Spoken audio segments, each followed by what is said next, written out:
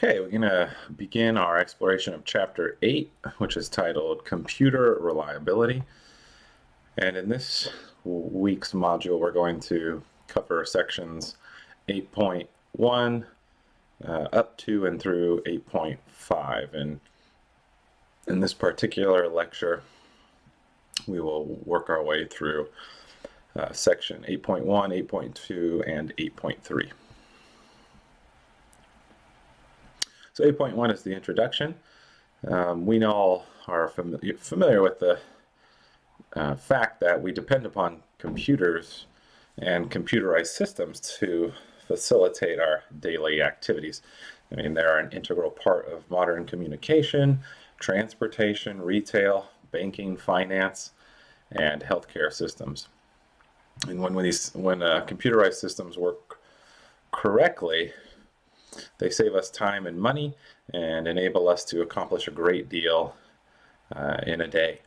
But when they fail, the benefits can turn into severe harms.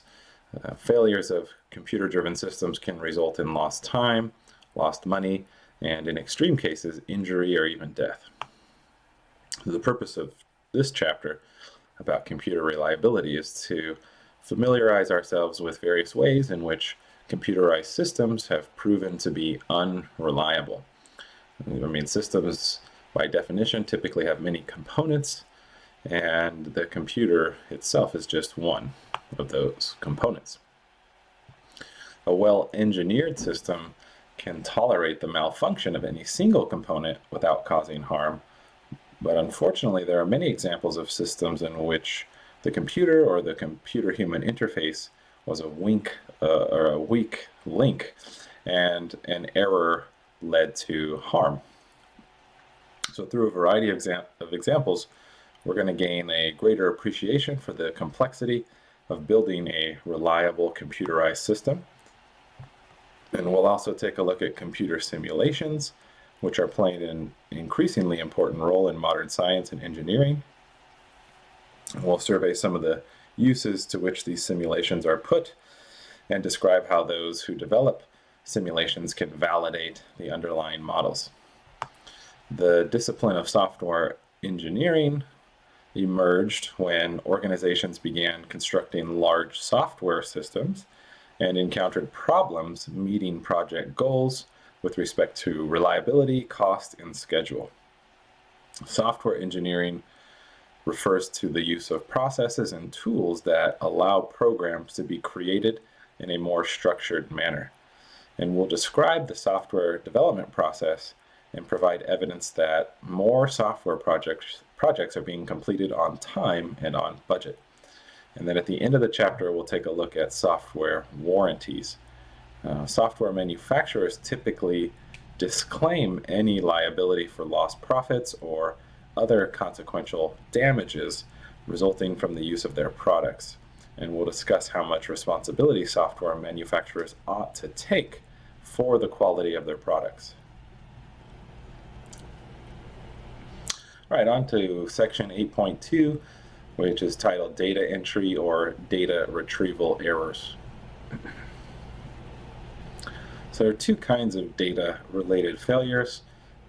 Sometimes computerized systems fail because the wrong data have been entered into them, or because people incorrectly interpret the data they retrieve. So in this section, we will give several examples of wrong actions being taken due to errors, these two errors in data entry or data retrieval. So let's start with an example involving disfranchised voters. In November of 2000, in Florida, in the general election in Florida, Florida disqualified thousands of voters because pre-election screening identified them as felons. And the records in the computer database, however, were incorrect. The voters had been charged with misdemeanors. Nevertheless, they were forbidden from voting. And this error may have actually affected the outcome of the presidential election itself. Say something about false arrests. As we saw in Chapter 6, the databases of the National Crime Information Center, or the NCIC, contain a total of about 12 million records related to stolen automobiles, missing persons, wanted persons, suspected terrorists, and much more. And there have been numerous stories of police making false arrests based on information they retrieve from the NCIC. The textbook covers 3 examples, but we will just focus on one of them. So here it is. Someone involving someone named Terry Dean Rogan. So someone used personal information about Michigan resident Terry Dean Rogan to obtain a California driver's license using his name.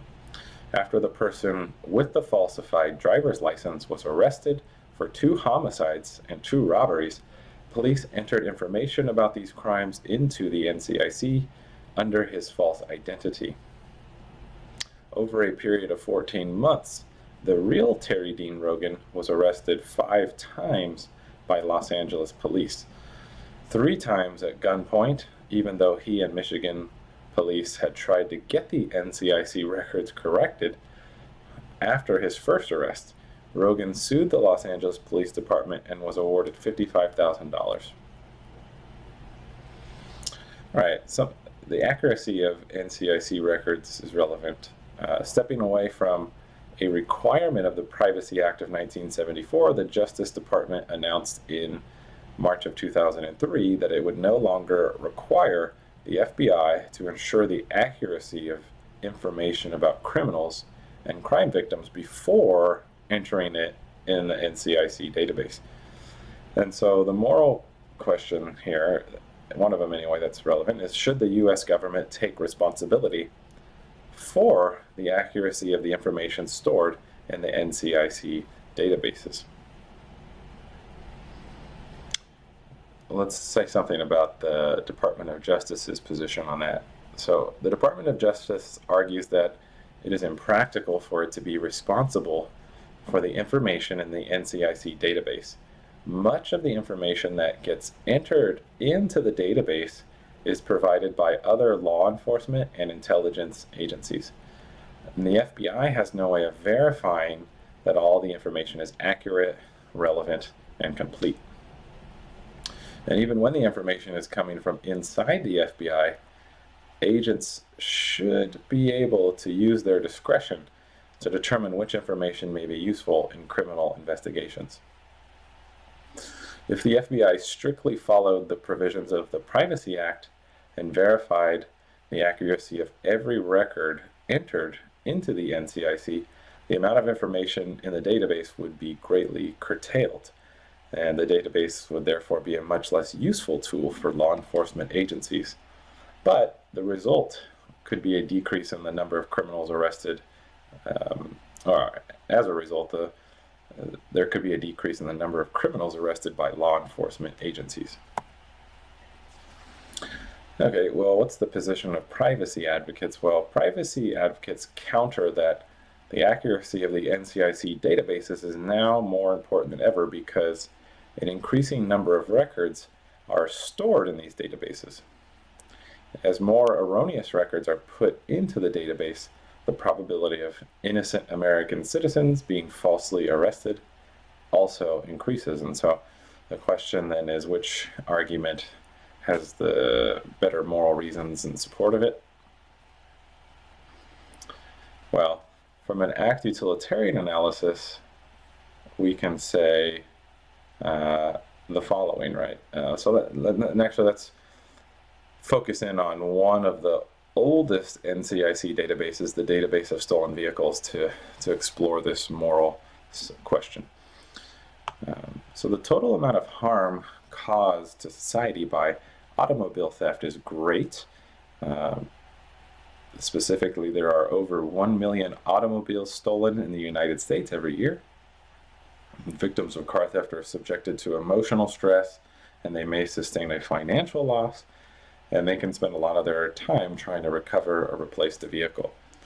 In addition, the prevalence of automobile theft harms everyone who owns a car by raising insurance rates.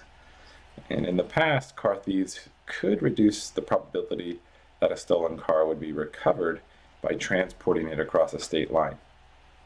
But Now, the NCIC database contains information about stolen vehicles throughout the United States, and it has enabled law enforcement officials to identify cars stolen anywhere in the nation. At the present time, just over half of all stolen vehicles are recovered. So if we make the conservative estimate that the NCIC has increased the percentage of recovered cars by just 20%, more than 100,000 additional cars are being returned to their owners each year. So each recovery has several benefits. First of all, the car is returned to its owner, who doesn't have to go through the hassle of settling an insurance claim and getting a new vehicle. And second, by returning the car to its owner, the police make sure that crime does not pay, so to speak, and may actually apprehend a criminal, which should reduce the number of cars stolen in the future. So we can assign a total value of $5,000 to the benefit of returning a single stolen car to its owner. And so if we multiply $5,000 by the 100,000 additional cars being returned to their owners every year thanks to the NCIC, then the increase in the number of cars attributed to the NCIC stolen vehicle database, or that is the increase, then we can determine the annual positive impact of the NCIC stolen vehicle database to be $500 million.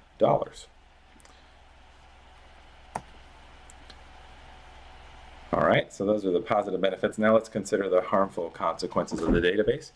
So if an error in the NCIC stolen car database leads to a false arrest, the harm caused to the innocent driver is great. However, after many years, there are only a few stories of false arrests stemming from errors in the NCIC stolen car database. So let's suppose there is one false arrest per year. And based on the case of Terry Dean Rogan presented earlier, we assign a total value of negative $55,000 to the harm caused per false arrest. And if we add up the benefits and the harms caused by the NCIC stolen vehicle database, we determine the operation of the database results in an annual total net increase in the happiness of the affected parties of $499,945,000. So if the NCIC stolen database did not exist, the benefit and the harm would both be zero, meaning there would be no net increase in the happiness of the affected parties. So comparing these two alternatives, it's clear, we can very clearly conclude that the creation and maintenance of the NCIC database has been the right course of action, at least from this ACT utilitarian analysis. Okay, so section 8.3 is titled Software and Billing Errors. All right, so we've said that even if the data entered into a computer is correct or are correct, the system may still produce the wrong result or collapse entirely if there are errors in the computer programs manipulating the data, so how it gets processed. Newspapers are full of stories about software bugs or glitches, and so we'll look at a selection of stories that have appeared in print. So here's some errors leading to system malfunctions, and we'll talk about Linda Brooks, who was from Minneapolis, Minnesota. She opened her mail on July 21st of 2001 and found a phone bill for $57,000 or $57,346.20. And this was the result of a bug in Quest's billing software, which caused it to charge some customers as much as $600 per minute for use of their cell phones. About 1.4% of Quest customers, which would be 14,000 in all, received incorrect bills. And a Quest spokesperson said the bug was in a newly installed billing system. Okay, another example involves the U.S. Department of Agriculture when they implemented new livestock price reporting guidelines after discovering that software errors had caused the USDA to understate the prices meat packers were receiving for beef. Since beef producers and packers negotiate cattle contracts based on the USDA price reports, the errors cost beef producers between $15 and $20 million. In 1996, a software error at the U.S. Postal Service resulted in 2 weeks' worth of mail addressed to the Patent and Trademark Office being returned to the sender. So in all, 50,000 pieces of mail were returned. The University of Pittsburgh study revealed that for most students, computer spelling and grammar error checkers actually increased the number of errors they made. Another example occurred between September of 2008 and May 2009, when hundreds of families living in public housing in New York City were charged too much rent because of an error in the program that calculated their monthly bills. For 9 months, the New York City Housing Authority did not take seriously the renters' complaints that they were being overcharged. Instead, it took to court many of the renters who did not make the higher payments and threatened them with eviction. And then a final example is in 2010, about 450 California prison inmates with a high risk of violence were mistakenly released as part of a program meant to reduce prison overcrowding. California officials could not return any of them to prison or put them on supervised parole because they had already been granted non-revocable parole. Here are some errors leading to system failures. System failures rather than simply system malfunctions. So on the first day that a new, fully computerized ambulance dispatch system became operational in the City of London, people making emergency calls were put on hold for up to 30 minutes, with the system losing track of some calls, and ambulances took up to 3 hours to respond. And sadly, tragically, as many as 20 people died because ambulances did not arrive in time. Another example involves Japan's air traffic control system when it went down for an hour on the morning of March 1st, 2003, and this delayed departures for hours. And then a new laboratory computer system at Los Angeles County and USC Medical Center became backlogged the day after it was turned on. So for several hours on both April 16th and April 17th of 2003, emergency room doctors told the County of Los Angeles to stop sending ambulances because the doctors could not get access to the laboratory results they needed. Dr. Amanda Garner said that it's almost like practicing third world medicine, because she said we rely so much on our computers and our first world technology that we were almost blinded. A software problem forced the NASDAQ stock exchange to shut down for nearly 3 hours in 2013, and then 2 years later, the New York Stock Exchange halted trading for nearly 4 hours because of a computer-related configuration problem. At the Black Hat Conference in Los Angeles in 2011, computer security researcher Jay Radcliffe demonstrated how he could wirelessly hack into and control the insulin pump he was wearing, giving him the ability to change the amount of insulin it was dispensing. According to Radcliffe, the only information a hacker would need to take control of a particular pump, in this case, is the pump serial number. And then a final example of an error leading to a system failure is this. In July of 2015, 2 researchers demonstrated to a journalist how they could hack wirelessly into a Jeep Cherokee equipped with a touchscreen and Uconnect software and gain control of the vehicle's vital systems. All Chrysler vehicles from model years 2013 through 2015 equipped with touchscreens and Uconnect software had the security vulnerability. And then National Highway Traffic Safety Administration officials insisted that Fiat Chrysler announce a formal safety recall of 1.4 million affected vehicles to highlight to owners the importance of installing a software patch.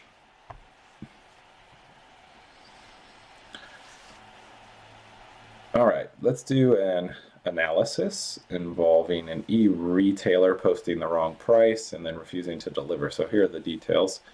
Amazon.com shut down its British website on March 19th of 2003 after a software error led it to offer iPack handheld computers for £7 instead of the correct price of about £275. Before Amazon.com shut down the site, electronic bargain hunters had flocked to Amazon.com's website, some of them ordering as many as 10 iPacks. Amazon said that customers who ordered at the mistaken price should not expect delivery unless they paid the difference between the advertised price and the actual price. An Amazon.com spokesperson said, quote, "In our pricing and availability policy, we state where an item's correct price is higher than our stated price, we contact the customer before dispatching. Customers will be offered the opportunity either to cancel their order or to place new orders for the item at the correct price," end quote. So the moral question that we want to analyze is, was Amazon.com wrong to refuse to fill the orders of the people who bought iPacks for £7 rather than the correct price of about £275? Well, let's first perform a rule utilitarian moral analysis. So from a rule utilitarian point of view, we can imagine a moral rule of the form: a person or organization wishing to sell a product must always honor the advertised price. I mean, what would happen if this rule were universally followed? Well, more time and effort would be spent proofreading advertisements, whether printed or electronic, and organizations responsible for publishing the advertisements in newspapers, magazines, and websites would also take more care to ensure that no errors were introduced, and there's a good chance companies would take out insurance policies to guard against the catastrophic losses that could result from a typo. So to pay for these additional costs, the prices of the products sold by these companies would be higher. And the proposed rule would harm every consumer who ended up paying more for products. And the rule would benefit the few consumers who took advantage of misprints to get good deals on certain goods. So it seems like we can conclude that the proposed moral rule has more harms than benefits, and Amazon.com did the right thing by refusing to ship the iPacks. All right, how about let's look at it from a Kantian point of view.